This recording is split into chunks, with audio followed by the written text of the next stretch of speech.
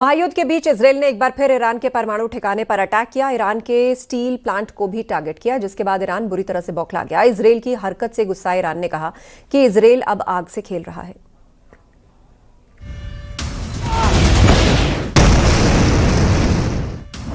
Iran के परमाणु ठिकानों पर फिर टारगेट। यज़्द में यूरेनियम प्रोसेसिंग प्लांट पर अटैक। ईरान बोला आग से खेल रहा है इजरायल। जिस परमाणु को लेकर पश्चिम एशिया युद्ध की आग में धधक रहा है, जिस परमाणु को लेकर पिछले एक महीने से जंग जारी है, एक बार फिर इजरायल ने उसी पर टारगेट किया है।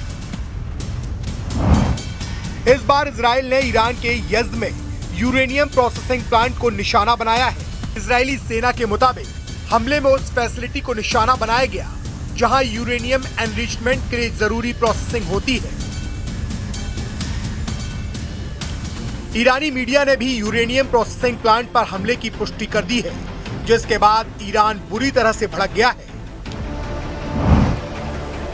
ईरान के विदेश मंत्री अब्बास अरागची ने चेतावनी दी है कि इन हमलों के लिए इजरायल को भारी कीमत चुकानी पड़ेगी।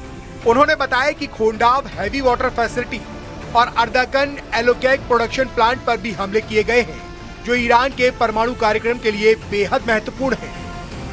ईरान में हुए यूरेनियम प्लांट पर हमले को लेकर आईएईए ने कहा है कि इस हमले के बाद आसपास के इलाकों में रेडिएशन का खतरा बढ़ जाएगा। एजेंसी ने कहा है कि वो इस घटना की जांच कर रही है और हालात पर लगातार नजर बनाए हुए हैं। मीडिया रिपोर्ट्स के मुताबिक हमले खुजिस्तान स्टील प्लांट और मोबा रेकेह स्टील प्लांट पर भी किए गए, जो ईरान के बड़े कारखाने हैं। इससे ईरान की अर्थव्यवस्था को भारी नुकसान हो सकता है और उसकी स्टील इंडस्ट्री पूरी तरह से डैमेज हो सकती है।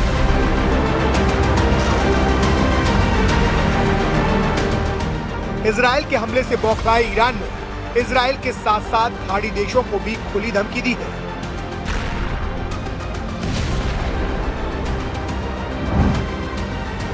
ईरान का कहना है कि वो इजरायल और खाड़ी देशों के स्टील प्लांट्स को निशाना बना सकता है। जिन देशों को धमकी दी गई है उनमें सऊदी अरब, यूएई, कतर, कुवैत और बहरीन शामिल हैं। ईरान की इस चेतावनी के बाद पूरे मिडिल ईस्ट में तनाव और बढ़ गया है